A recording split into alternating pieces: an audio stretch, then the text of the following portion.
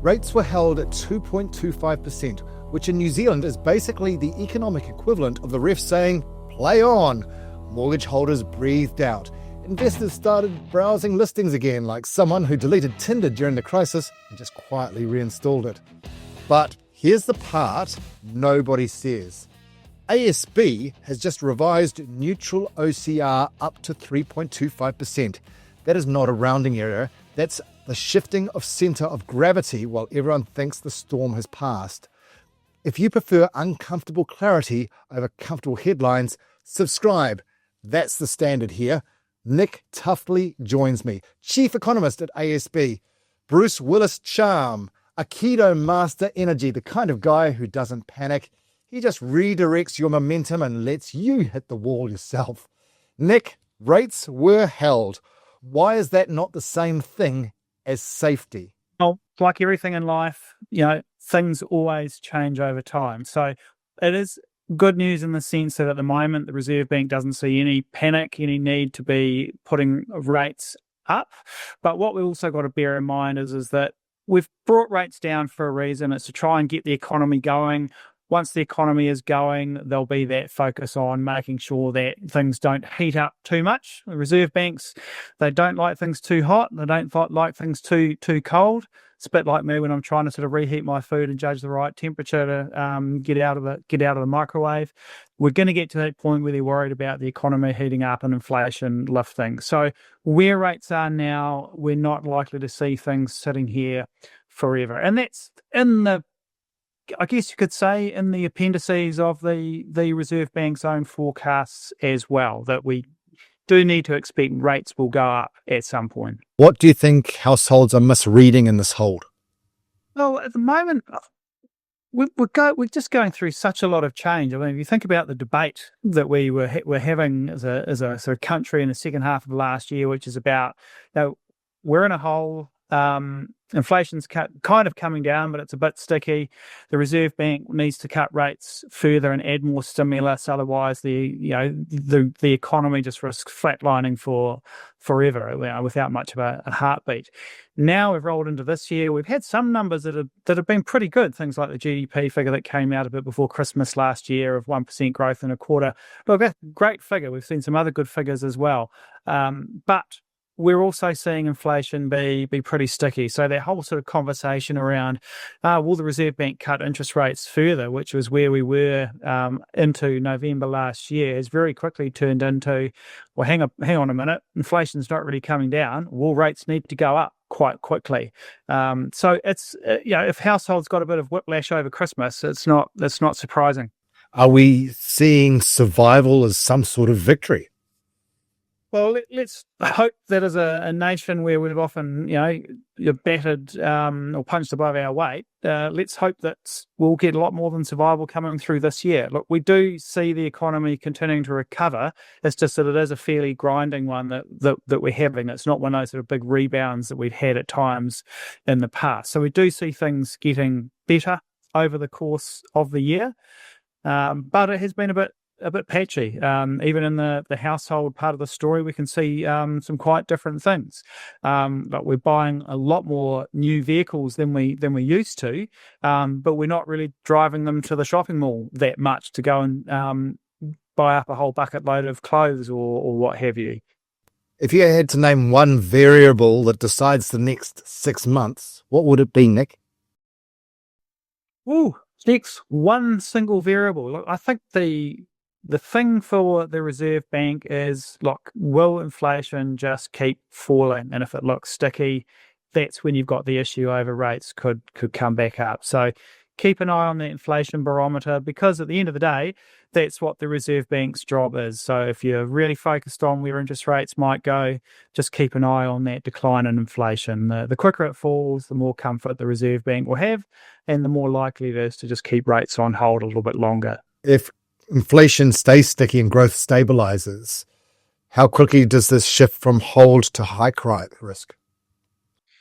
At the moment, we are thinking that Reserve Bank will lift the cash rate at the end of the year. So they've changed their meeting cycle. So it would be a December rate increase if we were to get one on our view. So you're still looking at about pretty much 10 months away from where we are now. So it's still a fair amount of time. The risks maybe are that inflation is a little bit stickier and the Reserve Bank does lift interest rates a bit before that. But then you start to talk about September, October, around there. And guess what? We have on November the 7th, we have an election. What do people tend to do around an election? Obviously vote, or hopefully. But also everybody starts to go, my goodness, there's an election. I don't know what's going to happen. Who's going to win the election? What policies will they have? And you do get people going into a bit of hibernation when it comes to making some of those key decisions for a bit. And then usually they just, after the election, just get on with whatever it was that they've been thinking about doing. But it does make it a bit harder to read what's happened to the economy around those times as well. So if we do look like we're going to have interest rates going up a bit earlier, and then you've got a little bit of election uncertainty as well, it does make a bit of a messy picture for people if you're trying to make a decision. So we're just a bit wary of the risks that you do get, people just exercising a bit of caution, particularly if it looks like rates could go up a little bit earlier, because we were hanging out for low interest rates for so long, and it almost feels like the Reserve Bank sort of taking that away from us very quickly, in the sense that wholesale rates have already lifted quite a lot out of the view that the stickiness of inflation means rates won't remain where they are forever. Now, if this conversation is helping you to think more clearly about money and risk, subscribe, because we'll keep testing all these assumptions for you. Nick, are we mistaking relief for recovery? Well, I don't think we are. We are actually seeing some genuine signs of recovery. Where we certainly did have relief was in those early parts in August 2024 and the few months after that, where there was that feeling of relief. You did have, I won't say quite euphoria, but finally, after what felt like waiting for a whole millennium, the Reserve Bank started to cut interest rates. So we did see relief, people just feeling better, but we didn't really see that come through very quickly into actually a lift in the economy.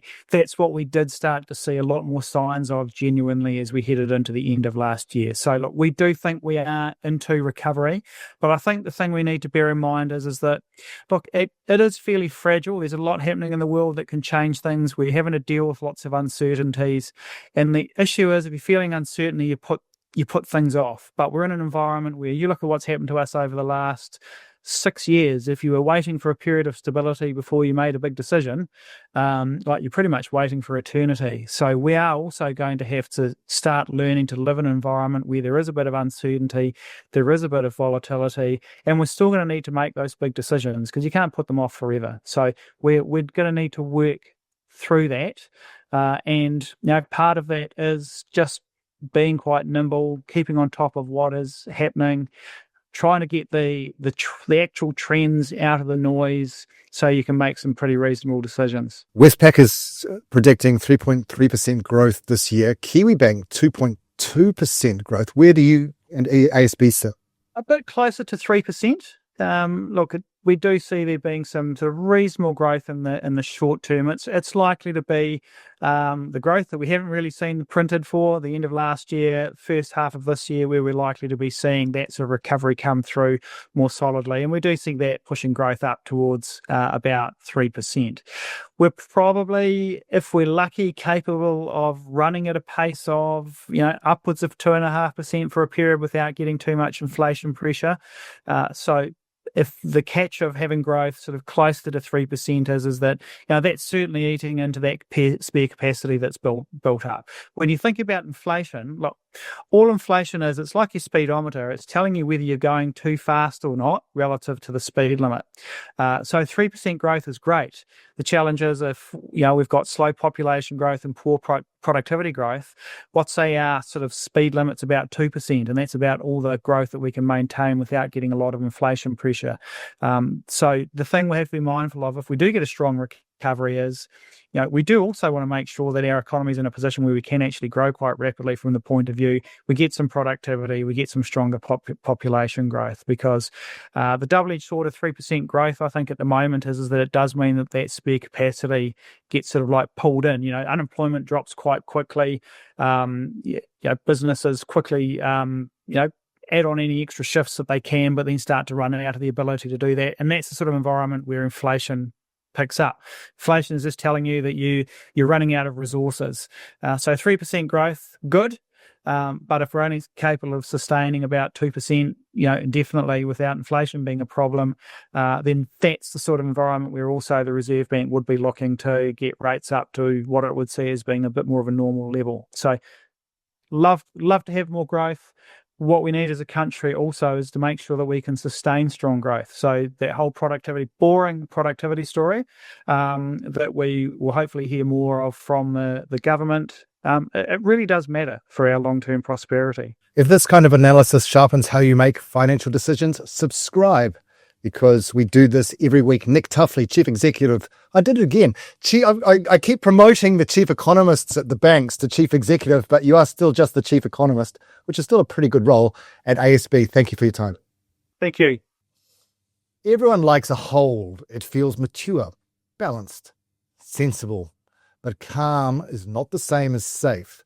If neutral is higher and inflation refuses to fully cooperate, then the real story is not what the RBNZ did. It might actually just be halftime.